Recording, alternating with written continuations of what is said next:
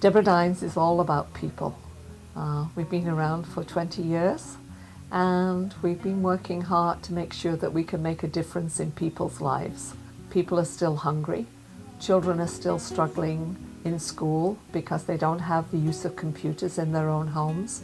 We evolve our programs and we evolve our services to make sure that if there's a need or if there's a gap, that we can fill it. We certainly can say we have success. We've seen many families who have moved on because they got a little help, a little bit of a hands up in the beginning. We always say that everybody has potential, but not everybody has an opportunity. And that's where I think Deborah Dynes is really successful. It's really hard, to raise 3 girls on your own. But the family house has been they've been helping me throughout the whole ordeal, like single mom raising 3 girls with cancer.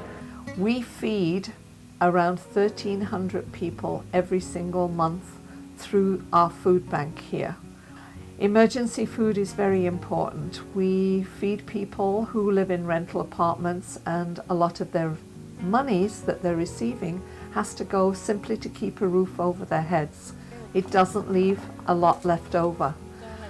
That means that you are stretched in all directions every single day. So emergency food is a very serious part of what we do because we don't want to see children and we don't want to see families go hungry. I think if you get to know Deborah Dynes, you will know that we have almost a unique window on the world and what is happening in the world.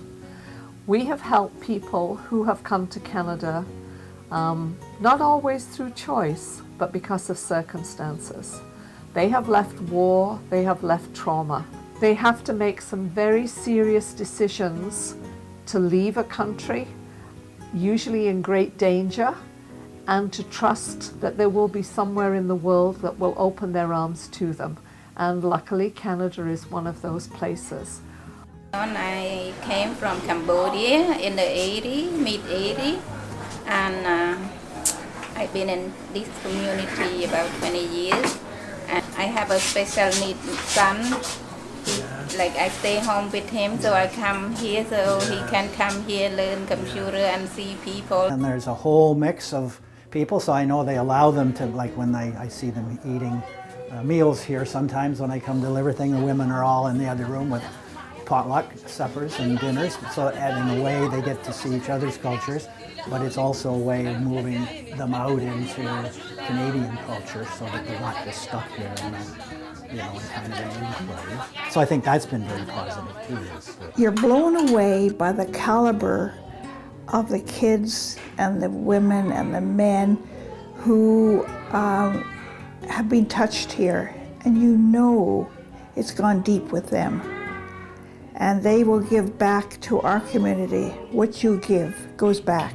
So every day we provide emergency lunches to, I would say, a minimum of 60 children. That's 300 sandwiches a week. We're very lucky. We bring in a lot of volunteers. We have a lot of groups who work for us. So as needs change and grow, Deborah Dynes will always be there to respond to it. There are no libraries in this area.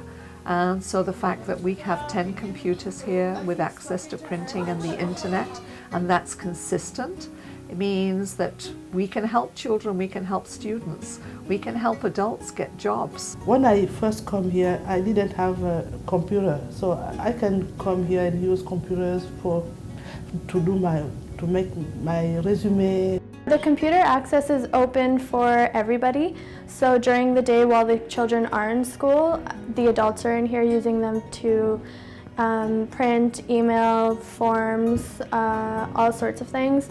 And when the kids come in to use them, mostly for homework, they do get time to play games on them, of course, but other than that, they're using it to write up assignments, print, make up PowerPoint presentations, anything.